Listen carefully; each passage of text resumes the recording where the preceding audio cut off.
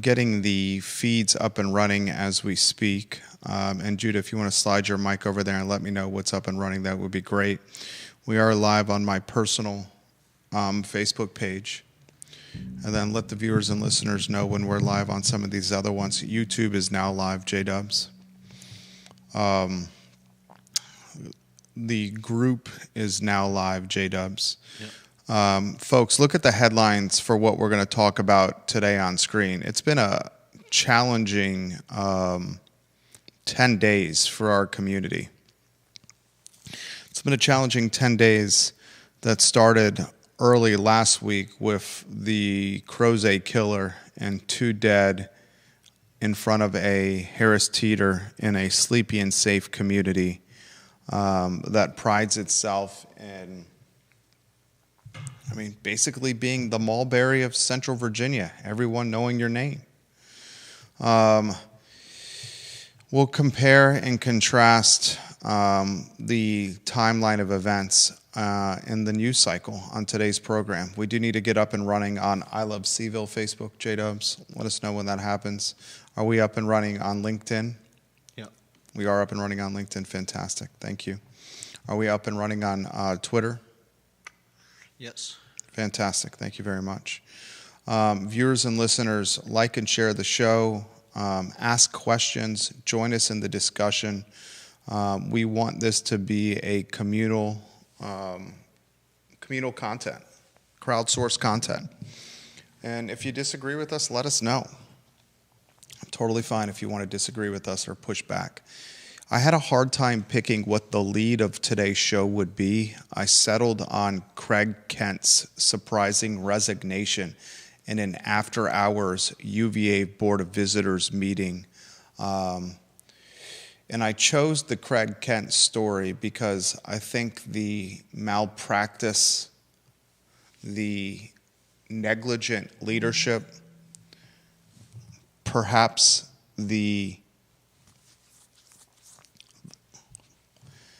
choosing my words carefully here, the alleged fraud that was taking place within UVA Health for a significant period of time was more damning for our Central Virginia community than a 19-year-old convicted felon and reputed gang member on the lam across grounds, weaving in and out of the city in Albemarle County. And I will make what I think is a compelling case of why Craig Kent's behavior is way more damning and significantly more dangerous than Naeem Hill's behavior.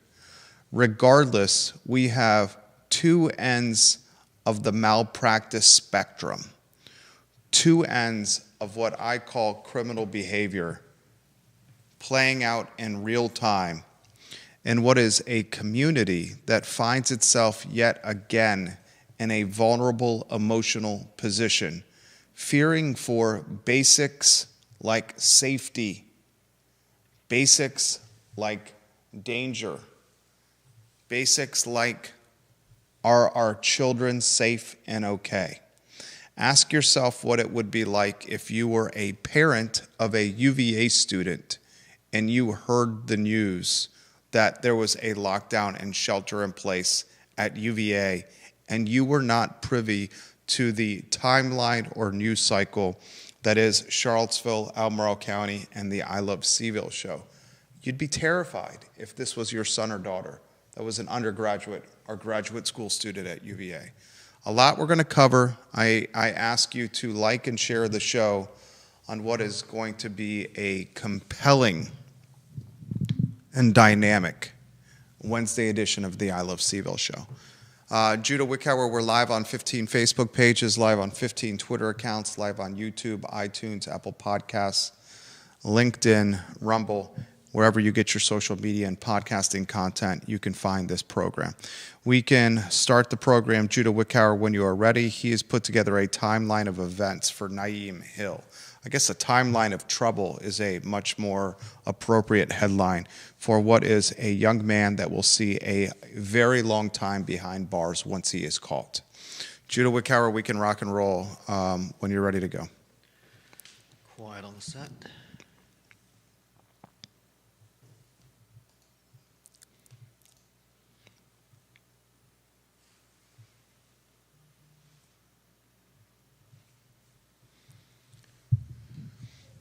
Good Wednesday afternoon, guys. My name is Jerry Miller, and thank you kindly for joining us on the I Love CVille show. I have a feeling today's program is going to be very well watched, very well listened to, and a program that may have some content and commentary that is difficult to digest, difficult to swallow. It's been a challenging 24 hours for the Charlottesville, Albemarle County, and Central Virginia communities. We have been, frankly, terrorized by a 19-year-old convicted felon, reputed gang member on the lam and on the run. It started yesterday morning when a Chevy Impala was flagged by a Virginia state trooper, a state trooper who identified a dead inspection sticker on a windshield. This leads to a high-speed chase, a chase that ends in the Ivy area as now we know Naeem Hill jumping out of the Impala while the vehicle is still in drive. He then proceeds to run for his life, run for his freedom, run from the police. He makes his way on grounds. He causes a shelter in place and a lockdown for Thomas Jefferson University. 4 distinct police departments, a manhunt, chasing a convicted felon on foot. This chase involves drones, a helicopter, German shepherds, and armed and trained police officers. Still, this convicted felon and reputed gang member is somehow able to escape 4 police departments, weaving in and out of university buildings, holding the Lewis Mountain neighborhood hostage as police were driving in and up and down and through the streets of Lewis Mountain and the grounds of Thomas Jefferson University with a loudspeaker, barking orders through the speaker to anyone who could listen, ordering them to stay inside, down and away from windows. Think about that, folks. This 19-year-old does his best Carl Lewis impersonation, his best Michael Johnson impersonation. Instead of gold track cleats and gold medals dangling around his neck, he is clad in denim and a gray hooded sweatshirt. German shepherds and drones and helicopters and armed police officers cannot find the convicted felon. And we are on the edge of our seat following social media, looking for updates in real time from UVA police on what we can and cannot do in our homes, in our places of work, where our children go to school. This captivates and holds the attention of our community hostage for much of yesterday. We are anticipating the apprehension of this reputed gang member and convicted felon, but unfortunately, yesterday, a tweet is sent on the UVA Police Department account that the young man is no longer in the area and the shelter in place has been lifted. We as a community are left asking questions. What does it mean he's not in the area? Does that mean he's not on grounds at UVA? Does that mean he's not in the Lewis Mountain neighborhood? Does that mean he's in Earlysville? Does that mean he's in Forest Lakes? Does that mean he's in Jefferson Park Avenue? in Ivy, in Belmont? Where has he gone? Basic questions we are asking as just people that are fearful of our lives. Basic questions. We don't get clear communication, and I will hold UVA police accountable with what I thought was messaging that could have been much improved at the end. I thought they did a great job with notifying the community in real time of shelter in place, lockdown, he's on the loose, be safe, stay down, avoid windows. Great job with that. But how many of you, raise your hands in the air, had this question: where did this man go? And why was the final messaging so vague as it applies to his location? I had that question. And as we're trying to navigate these questions, asking very common sense questions, the news breaks after hours that Craig Kent, the CEO of UVA Health, has resigned. Craig Kent, in a special meeting called with the UVA Board of Visitors, offers his resignation, which Jim Ryan accepts. Craig Kent is the highest paid University of Virginia employee, and it's not even close. He makes more money than Jim Ryan, the president of the school, who accepted his resignation. Craig Kent recently got a raise of $500,000, ladies and gentlemen. And here, in one day, not a 24-hour period of time, but a 12-hour period of time, we saw a 19-year-old convicted felon, reputed gang member, who was arrested last year at a West Haven, City of Charlottesville playground, live streaming with his phone the fact that he has an AR-15 or something that's like an AR-15 and a pistol in his hands and on his person. And he's showing the world on live stream that he's doing this at a playground where kids hang out. This is a guy that is somehow, somewhere on the lam, doing his best Dr. Richard Kimball impersonation, doing whatever he can to stay safe. And then 8 hours later, 10 hours later, Craig Kent, a doctor who is being linked by 128 anonymous UVA physicians to being the ringleader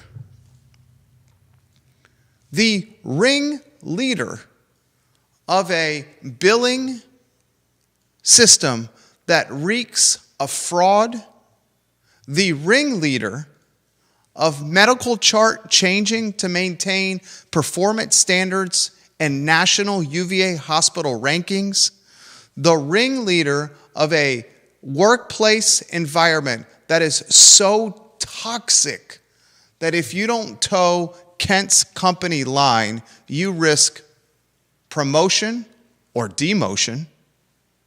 You risk the professional tar and feather. I'm going to ask very difficult questions for the community. Who is more dangerous for humanity?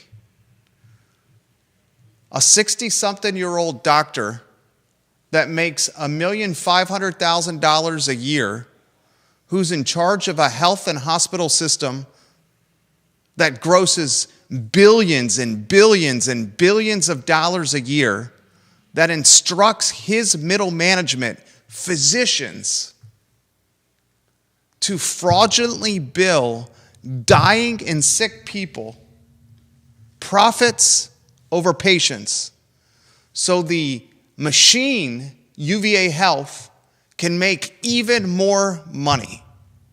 Or is the more dangerous person a 19-year-old reputed gang member, convicted felon, on the run for his life somewhere, we don't even know where,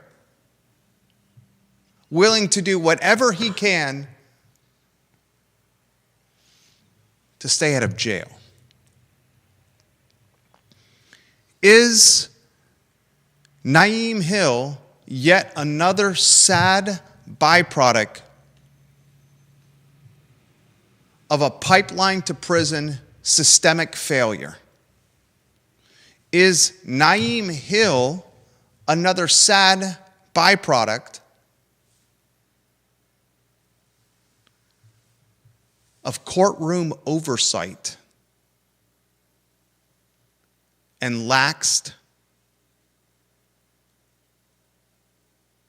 criminal justice enforcement? And are there any ties and comparisons to Justin Barber, the Crozet killer, perhaps a byproduct of systemic failure?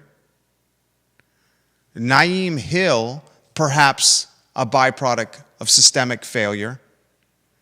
And Craig Kent, the CEO, the head honcho of the entire system. So much to cover on the Wednesday edition of the I Love CVille show. As you tighten that one shot for me, please, Judah Wickower. I offered this commentary yesterday on the I Love CVille network. Dr. Kent resigned at an after-hours UVA Board of Visitors meeting last night on a day a convicted felon was on the lam, a reputed gang member who evaded and eluded 4 police departments while circumventing UVA grounds, and as UVA Health was on lockdown for most of the day. Dr. Kent resigned mere months after Jim Ryan, the president of the university, authored and signed a letter that backed Dr. Kent with an overwhelming vote of confidence. Not only did Jim Ryan back Dr. Kent, but he then called the 128 anonymous physicians malcontents, bitter and angry teenagers who were being mistreated at lunch at high school in the cafeteria. A percentage of the population that every organization has that's just bitter and angry, and it's something we have to deal with. That's literally what Jim Ryan said of the 128 anonymous physicians. I wrote yesterday on the I Love CVille network that Dr. Kent resigned under the crossfire of anonymous pressure from fellow UVA physicians who alleged the dirtiest of scandals. UVA Health was exploiting sick and dying people with phony bills, basically charging sick people and people near death whatever they wanted, profits over people. And while they were doing that, they were pulling the medical charts of the sick and dying people, and they were changing the charts to maintain the University of Virginia's performance standards and national and regional rankings, hedging risk, hedging exposure. We have a house of cards at the University of Virginia, and it's crumbling. And we've been covering it on this show, the I Love CVille network, for months. When this story broke, the anonymous 128 doctors, we said, other viewers and listeners of our family concurred that this was going to be the most significant story in University of Virginia history. And we're at the tip of the iceberg and the quicksand that is about to drown other people in Dr. Kent's peripheral, Dr. Kent's collateral damage. His wave, his wake is just starting. Does this quicksand capture Jim Ryan, a man who authored a letter that was nasty to the anonymous 128, called the anonymous 128 bitter malcontents, and said every organization has people like this? How far does this go in the C-suite totem pole, in the upper management totem pole? And why in God's name would Jim Ryan author and sign that letter when he knew Craig Kent had a history and a precedent of toxic professional workplace bullying, underhanding, undermining subordinates, and using professional leverage to get whatever he wanted in his leadership position? He did that at Ohio State, folks. He did that in his position at Ohio State, and it was well documented. This was about as terrible of public relations as you can see from a school president. And it's been a number of cases of piss-poor public relations by the president of the University of Virginia. We saw under his watch student protesters in May of last year pepper sprayed in a pro-Palestine protest. Pepper sprayed by the police in riot gear. We saw under Jim Ryan's watch an investigative report that was so redacted as it applies to an investigation with 3 murdered football players. So redacted, so covered up, that the mother of one of the dead football players said, "They sent me nothing. I just want to know what happened to my baby on the day he died, and what UVA sent me is nothing." Her words. Her words. We've seen a public relations nightmare where Jim Ryan, on the record, is literally calling the paper of record in Charlottesville, the Daily Progress, a rag that he uses to line the cage of hamsters. Calling the integrity of the paper of record, using the paper of record by name, into question. What has happened with this leader who started his term at Thomas Jefferson's University in such likable Mr. Rogers capacity? At the onset of COVID, doing Zoom one-on-one video webinars with the community, his tie at half-mast, his Oxford shirt with the sleeves rolled up, explaining to the community what UVA was going to do to make it through the COVID pandemic. A man who encouraged the community to meet him in the morning and to run 5K jogs throughout the city to get to know him. A fall from grace that I have not seen in some time.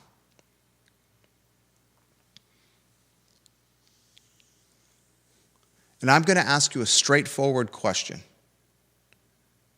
Will the University of Virginia do what's right and release the third party, a hired law firm, their investigative report on what happened with UVA Health? It's fraudulent billing, it's medical chart doctoring, pun intended, it's toxic workplace, it's cronyism, it's bullying, it's backroom dealing, it's professional leveraging. Will we as a community get to see that report? Or will the University of Virginia hoodwink us yet again? Will the University of Virginia do the same thing it did to the parents of 3 dead football players, where they send a report to them that is an insult and a slap in the face, a report where one of the mothers said, "This is absolutely nothing, it's insulting, I want to know what happened the day my baby died"? And I'm going to do something bold on today's program. And I'm going to take a position on it that may surprise people in this community. And I'll start with you, Nakia Walker. The commentary you had to say on your Facebook page of me, absolutely uncalled for. And I'm talking to you, Nakia Walker. Uncalled for commentary from you. And I'm going to take a position on this show where I'm going to ask the community, who is more dangerous to society, humanity, and mankind? Dr. Craig Kent or a 19-year-old convicted felon and reputed gang member, Naeem Hill? And my answer will surprise you, Nakia Walker, because I think it's Craig Kent all day, every day, and twice on Sunday. There's one man, this 60-some-year-old white guy, that is disguised in a lab coat, hiding behind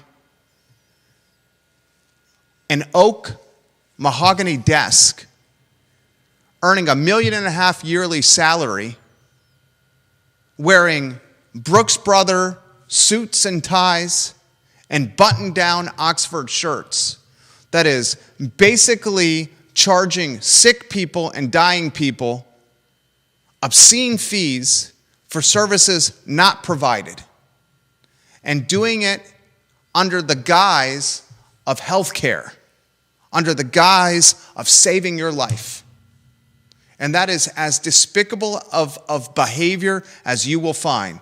Am I taking Naeem Hill out of the accountability radar? Absolutely not. Naeem Hill's day will come. And unfortunately, his day will come with years, if not decades, behind bars. And that's sad. But what Kent has done is beyond dangerous. It's exploiting people in the weakest position possible.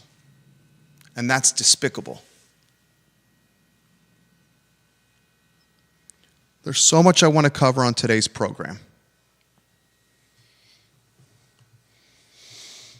I think one of the first things we need to do with the young man that is on the lam is show a timeline of trouble for Naeem Hill. Judah Wickower has put this together. Can you put on screen the timeline of trouble for a very troubled young man who is currently in the wind? Is that on screen? Take a look, viewers and listeners. The trouble started with this young man as a minor before he was 18, where he was convicted of a felony. Some media reports say the felony conviction had to do with gun violence and shooting into places with people. Unfortunately, like many troubled youth, the trouble continues to follow. And in November of 2023, he was arrested at a playground in West Haven, in the city of Charlottesville, with an AR-15 and a pistol, while inexplicably live streaming as a convicted felon the fact that he has an AR-15 and a pistol on his person on a playground. This is the definition of dumb. Judah's words. A convicted felon that cannot have guns has an AR-15 and a pistol and is papering the trail with evidence. Mm-hmm. Somehow, this guy is let out of jail before the sentence. This is just mind-boggling here. This is Judge Claude Worrell, right? Yeah. But what's mind-boggling is that 2 days after he began his official sentence. Oh, we're going to get to that. I want to set the stage. Commonwealth's Attorney Joe Plantania, I heard Chief Kotchis say this morning on Jay James's WINA show. Commonwealth's Attorney Joe Plantania wanted 3 years in jail for Hill, for the AR-15 pistol live stream at the West Haven playground. Judge Worrell somehow reduced that sentence to 14 months. I thought it was originally 5 years. It was 5 years. Attorney Plantania wanted 3. Mm-hmm. Worrell reduced it to 14 months. With time served. Gets out early. Before he gets out of jail, Hill and 2 other guys corner a 4th man in a jail cell. They hold him down in the jail cell. The jail right over here now, Morrow. This wasn't just before he got out of jail, though. 2 days in. 2 days after his official sentence started. 48 hours after his official sentence started, Hill and 2 other people hold somebody down, arms behind his back, and proceed to beat this guy almost to death. They crush and break his orbital skull, ladies and gentlemen. Orbital bone. Orbital bone. He gets charged, put the timeline of events back on screen, for this brawl 48 hours after being in jail with malicious wounding, malicious bodily injury, malicious wounding by mob, and gang participation. The only reason, and we can go back on a 2-shot, the only reason this did not become more significant for Hill, perhaps there's 2 reasons. Reason number 1, the victim refused to testify. Yeah. The guy who got his ass beat in jail refused to testify. Reason number 2, I'm not sure the Albemarle County courts even had a good indication that this was all happening. Because he was allowed to leave jail. He was allowed to get out of jail despite this hanging over his head. Yeah. And then the timeline of events, Judah, back on screen. Judah's done a great job with this. 4 days after the victim refused to testify, he was released from jail. 4 days after. Say it again, Judah. 4 days after Hill's unfortunate victim refused to testify, Hill was released from jail.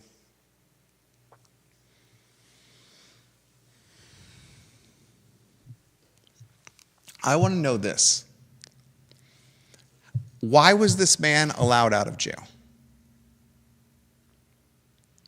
Why was this man allowed out of jail? If we keep showing troubled youth that accountability is zilch, zero, nada, troubled youth will continue to push the envelope.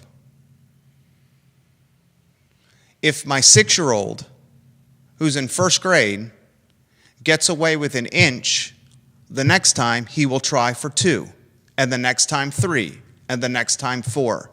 That's why we have consequences. If you beat the bejeebus out of somebody and then get let out of jail, you're going to continue thinking you're untouchable and invincible. I have so many questions. Was this systemic court system failure? Systemic court system lack of accountability? Systemic court system unorganization? Systemic court system malpractice? Even the chief of police on radio this morning of Charlottesville was saying, I do not know why this man was out of jail. And he even referenced the leniency of the judge with reducing the sentence. I can somewhat understand the leniency. In the case of... I really want to hear how you're going to make this argument. You understand the leniency of a convicted felon live streaming on a playground where kids hang out that he has an AR-15 and a pistol. If he wasn't firing them off, He can't have the guns. He's a convicted felon. I understand that. And it was a stupid thing to do, but it was a non-violent act. And putting someone away for years for something stupid, which didn't result in harming anyone, is harsh. Now, 2 days after, when he breaks the orbital bone of a fellow inmate, then I'm surprised they even considered letting him out of jail. But up until that point, this is a man that as a juvenile is shooting into public spaces where people are at, is in possession of stolen vehicle. This is a man that has the audacity to live stream on a kid's playground an AR-15 and a pistol in his hands as a convicted felon who knows he can't have weaponry on his person. Yeah. Fool me once, shame on you. Fool me twice, shame on me. This man has fooled the systems how many times? Fooled the systems? How do you get that? Well, it appears to me that what you can do as a 19-year-old in this community is shoot up a public space and have a stolen vehicle. Do very little time for that. You can then you could go to a West Haven playground. Then you can go to he was a minor. Yes, does it matter if he's a minor? I think it does. It matters to you that someone who's 16 or 17 years old chooses to go and shoot at other people, and then we're going to give them grace and empathy that, oh, this guy is a minor. He's 16 or 17. We're not discussing that conviction. That right there was the fool me once. Shame on you. The fool me twice, shame on me, was taking the AR-15 and the pistols to West Haven Playground and live streaming it for everybody as a convicted felon. The fool me 3 times, shame on me, was beating the bejeebus out of somebody in jail 48 hours after going to jail. The fool me 4 times was literally... If you're just going to label everything as fool me, then it doesn't have any meaning. Will respectfully disagree, and I would imagine many of the viewers and listeners disagree with you as well. The fool me 4 times is when he literally fooled 4 police departments for hours while on the run as Dr. Richard Kimball. Fooling German Shepherds, drones, helicopters, the Virginia State Police, the Albemarle County Police, the Charlottesville Police, and the UVA Police. I like to think of him as Jason Bourne. Okay, now he's Jason Bourne. This guy right here is going to have a movie written after him. My advice to anybody that knows Naeem Hill, encourage the young man to turn himself in, because the police and federal authorities are proceeding as if the man is armed and will use the most extreme caution possible with apprehending this 19-year-old.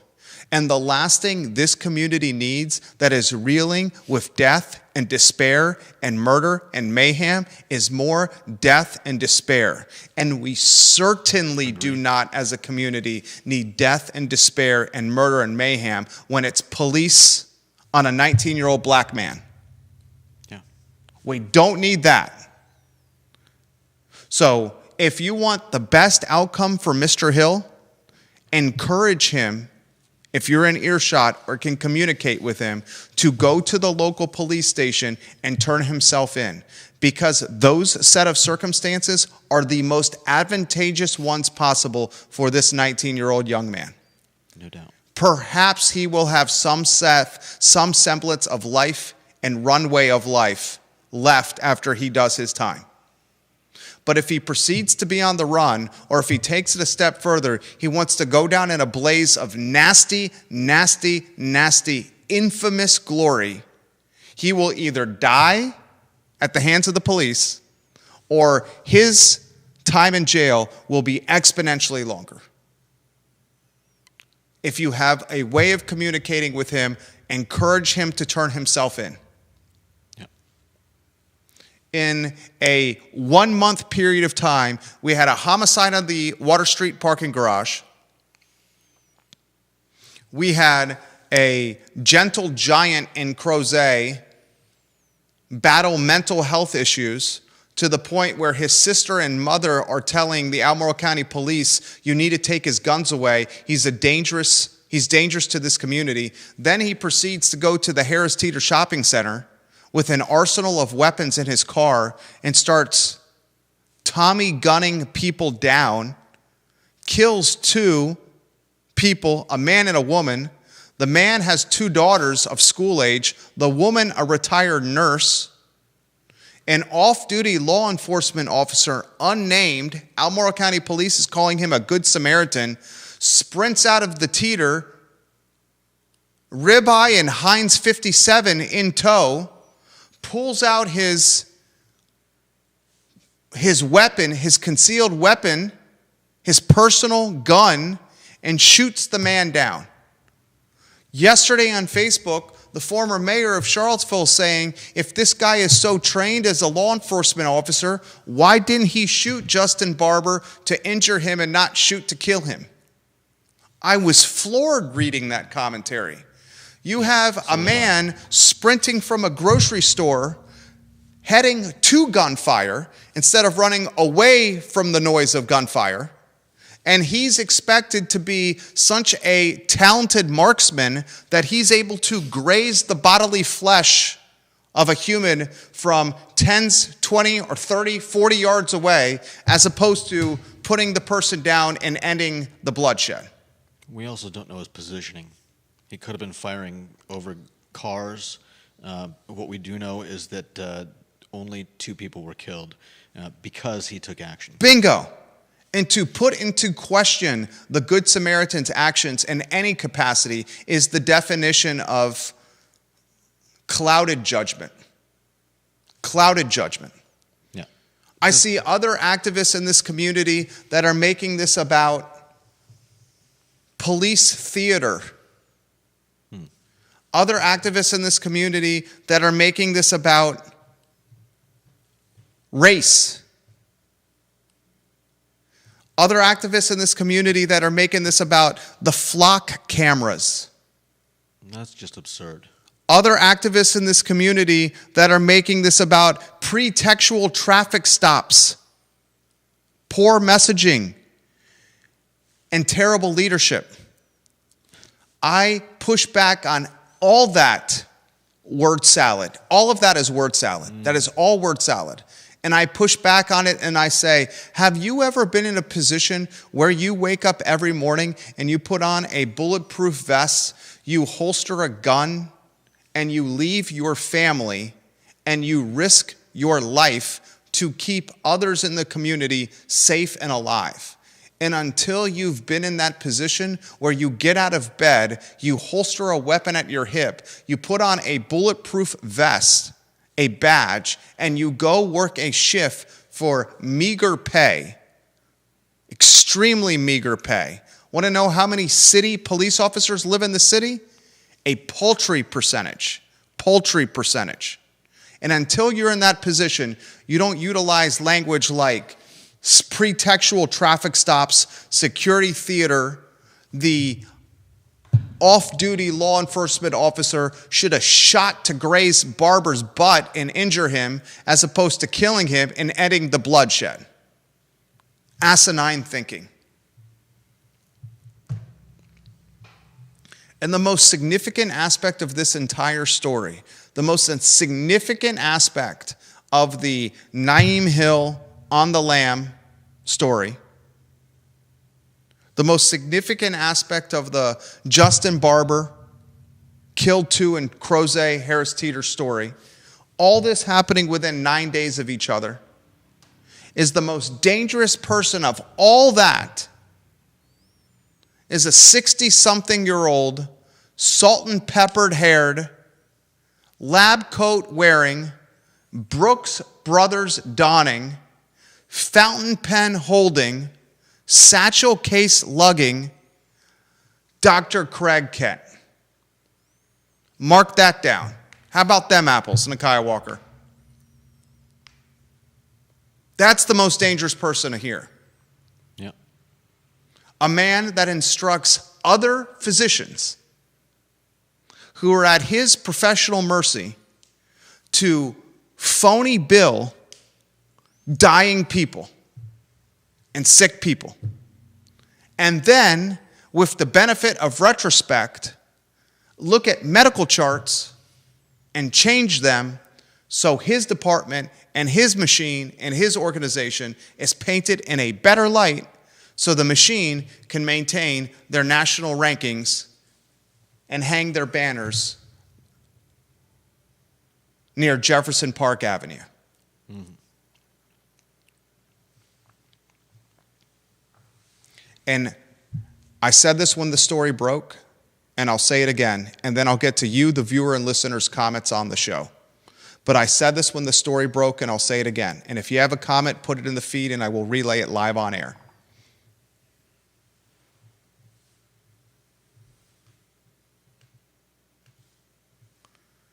When that UVA Health story broke, I said this would be the most significant story in University of Virginia history. And you watch. It's going to lead to the fall from grace of many associated with Kent. And here's one of the most damning elements of all this. Someone who you may agree or disagree with me, I'm confident and speak with conviction and speak with doing my homework that Kent is the most dangerous of the three, Hill, Barber, and himself. I don't know this one aspect for certain, but I am led to believe that Kent chose the option to resign before getting fired because of what was in that third-party investigative report.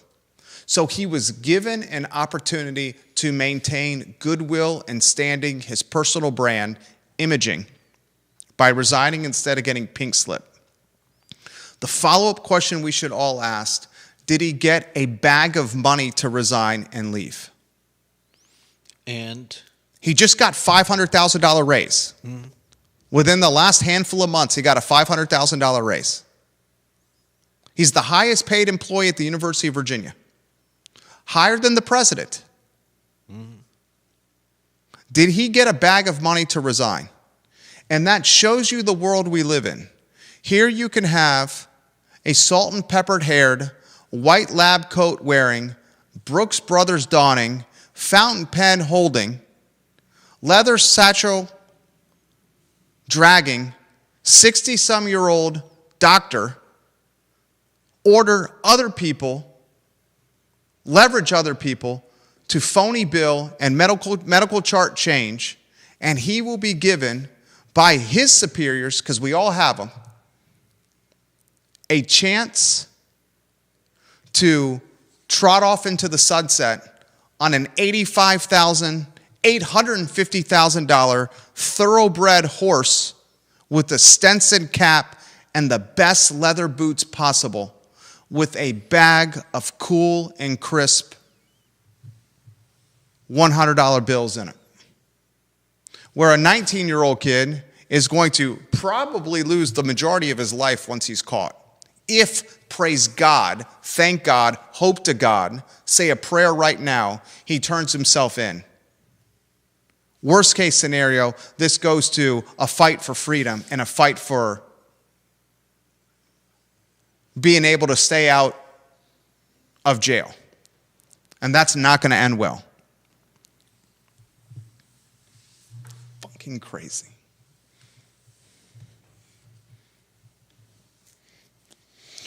Comments, put them in the feed. I will relay them live on air. We will go to number one in the family. Deep Throat. He highlights the fact that the trail was papered with Craig Kent at Ohio State, with faculty at Ohio State expressing no confidence in him as a leader. Deep Throat says, why in the hell did they hire this guy in the first place? Very puzzling. Yeah. He also highlights that Hill being on the lam and the danger it is to our community is on Judge Worrell.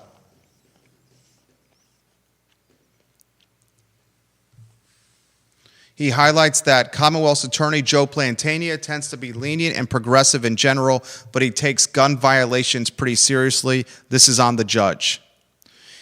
Deep Throat highlights that I would say a felon possessing a gun is not a minor mistake. J-dubs. We have a lot of very anti-gun people in this town asking for all kinds of new restrictions on gun rights. Consistency would demand that they take violations of existing gun law very seriously. And he also highlights that he believes that the former mayor, Nakia Walker, is not of sound mind.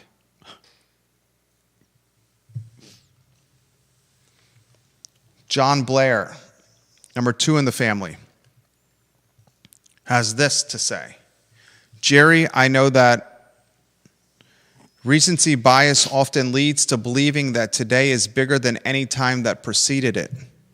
But in 1 week from February 17th to February 24th, we had the Crozet shooting, 2+ inches of snow, the owner of Violent Crown appearing before the Board of Architectural Review to tear down part of the downtown mall in exchange for a large residential development project, the UVA Board of Visitors meeting to change course on transgender policy at the hospital, UVA women's tennis receiving its first ever national #1 ranking, a manhunt in the city, and the resignation of UVA Health's CEO. It is almost unbelievable to see that much major news in 1 calendar week. No doubt. It's insane. And we have all that news that John has very appropriately outlined, despite having news in this community operating at a shadow of its former self. I got to give props to Hall Spencer, maybe the godfather of courts and crime reporting, currently serving that position for the Daily Progress, the one-time founder of the CVille Weekly, the one-time founder of The Hook, a real estate investor of prolific proportions who at one time owned the Jefferson Theater. Hall Spencer, his reporting in the Daily Progress today on the Hill saga was in-depth, robust, and detailed. CVille Tomorrow in today's publication called Joe Plantania the Commonwealth's attorney of Albemarle County. He's the Commonwealth's attorney in the city of Charlottesville. The Commonwealth's attorney of Albemarle County is coming on this program on Wednesday, a week from today, and his name is Jim Hingley. Ginny Hu watching the program. We just lost 2 Virginia Beach police officers after a traffic stop. I cannot imagine the officer yesterday expecting a manhunt to ensue after pulling someone over for an inspired inspection sticker. There was one activist in this community that will be left unnamed. And this particular activist said the police should not pull people over for inspection stickers, no matter how dead those inspection stickers are. That's what a pretextual stop is. Do you want to unpack that statement? Yeah, just very quickly, a pretextual stop is when a police officer pulls someone over for a minor violation, essentially looking to find a larger violation. So it could possibly be argued that is racial profiling. I don't even know if it, I suppose, yeah, it could be. That's taking a giant leap. Can I make a very succinct statement? A car or a truck that has an inspection sticker that is more than 4 months old on its windshield should be pulled over by the police because of basic safety of being on the road. Cars, trucks should be inspected by mechanics because they have gasoline. They weigh tons. They go fast. And if they're not inspected or checked by professionals, they can hurt people. So yes, if your inspection sticker is 4 months old, you should be pulled over by the police, regardless if you're black, white, Puerto Rican, or Haitian. And the fact that I have to say that on February 26th in the year 2025 is absolutely mind-boggling to me. And the fact that there's people in this community that are perceived by some to be leaders that leverage expired inspection stickers as a way to classify it as racial profiling boggles my mind. Cars and trucks weigh tons. They go fast. Not having them checked by mechanics is dangerous for the community because they can hurt people. I feel like I'm talking to my 6-year-old.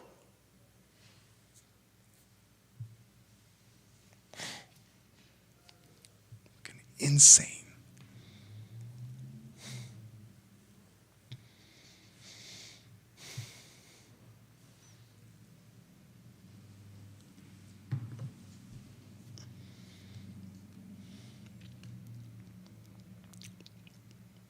Driving to school today, drive my oldest to school today. Haven't had a chance to have this full conversation yet because the morning's been busy with my wife, with my job. I know my wife's watching now, so her ears are gonna perk up. Our oldest, driving him to first grade today to school. He said, I was sitting while you were getting ready, Jerry, after you played sports, and there was 2 older girls sitting next to me. They were in 5th grade at my school, and they were telling me about someone who escaped out of jail. And that's why we had to stay in school all day. Can you tell me about that, Dad? I'm like, well, let me figure this out. Decide to turn the radio on. Got it set to the morning news. Chief Kotchis is on there talking about what he just asked.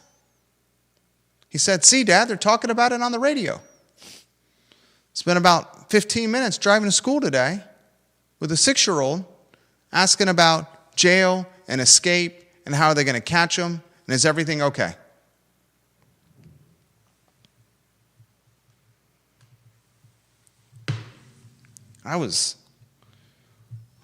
An aspect of parenthood I wasn't prepared for.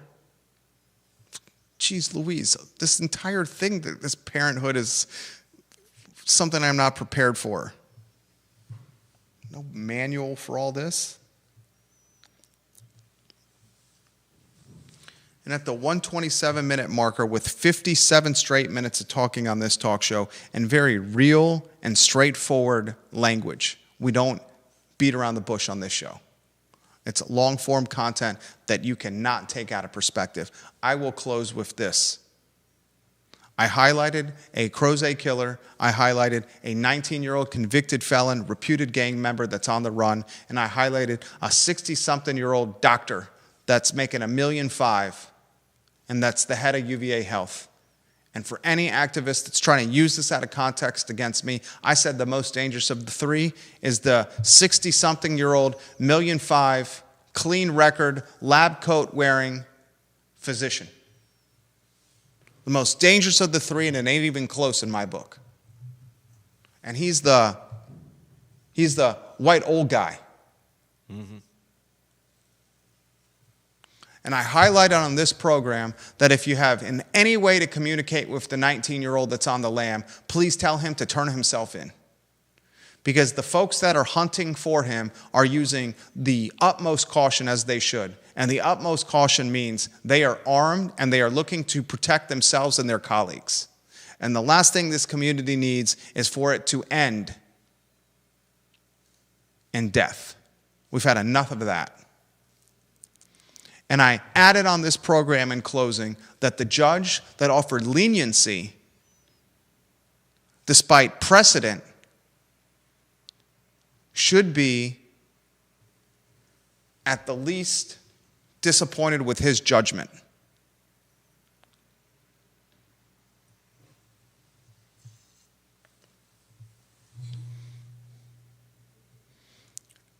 And I'll sign off by saying whether you believe in God or not, or whether you believe in a higher power or not, or whatever you believe or whoever you believe in, ask for some kind of positive outcome here. Because this is an outcome. To say that we are skating on thin ice is an understatement. We're skating on a pond that's got 2 inches of ice. And it's got the bottom of the pond that is a alligator and crocodile haven. Judah Wickower and Jerry Miller on a Wednesday afternoon on the I Love CVille show.